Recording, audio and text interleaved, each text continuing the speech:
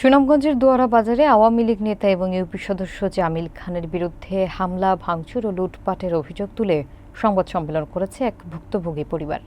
বিস্তারিত থাকছে আবু বক্করের প্রতিবেদনে। সোমবার দুপুরে দোয়ারা বাজার উপজেলার প্রেস ক্লাবে সংবাদ সম্মেলনে অভিযোগ করেন বগলাবাজার ইউনিয়নের নোয়াডর গ্রামের আব্দুল ওয়াহাব মিয়ার স্ত্রী ও সন্তানরা। লিখিত বক্তব্যে ওয়াহাবের পুত্র সজীব মিয়া জানান, স্থানীয় আওয়ামী লীগ নেতা জামিল খানের গরু তার ফসলের ক্ষতি করলে বিরোধ সৃষ্টি হয়। এ ঘটনার জেরে জামিল খান তার দুই ভাই ও ছেলে দেশীয় অস্ত্রসহ তাদের বাড়িতে হামলা চালায়। ঘরবাড়ি ভাঙচুর ও লুটপাট করে ৫ লক্ষ টাকা ও স্বর্ণালংকার নিয়ে যায়। সংবাদ সম্মেলনে অভিযোগ করা হয়, থানা পুলিশের কাছে অভিযোগ দিলেও তারা কোনো সহযোগিতা পাচ্ছেন না। অভিযুক্ত জামিল খানের বিরুদ্ধে সীমান্ত চোরাচালান ও জমি দখলের মতো গুরুতর অভিযোগও তোলা হয়। অভিযুক্ত জামিল খান সব অভিযোগ অস্বীকার করেছেন। তদন্ত কর্মকর্তা জানান, অভিযোগ তদন্তে আবার ঘটনাস্থলে যাওয়া হবে।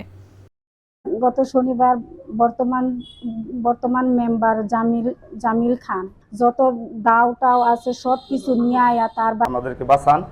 আর যদি আমরা কোনো প্রকারে আমার চাচাতো ভাই অথবা আমরা যারা ফ্যামিলি আছে আমরা যদি কোনো ক্ষতিগ্রস্ত হয়, যদি মারা যায়, তাহলে আপনারা বুঝবেন যে আওয়ামী লীগ নেতা জামিল খানে আমাদের উপর হামলা করছে। এতদিন উনি জেলে ছিলেন, আমরা এতদিন খুব শান্তিতে ছিলাম। এখন আবার বাড়িতে আসছে, আইসা আমাদের আগে থেকে আমাদের উপর অত্যাচার জুলুম এগুলা উনি চালিয়ে যেতেছে উনার দলবল নিয়ে।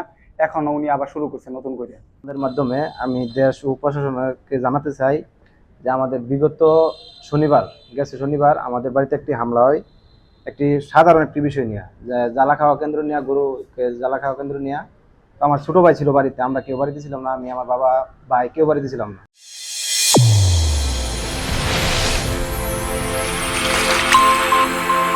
চ্যানেল A1 হৃদয় রেসপন্স।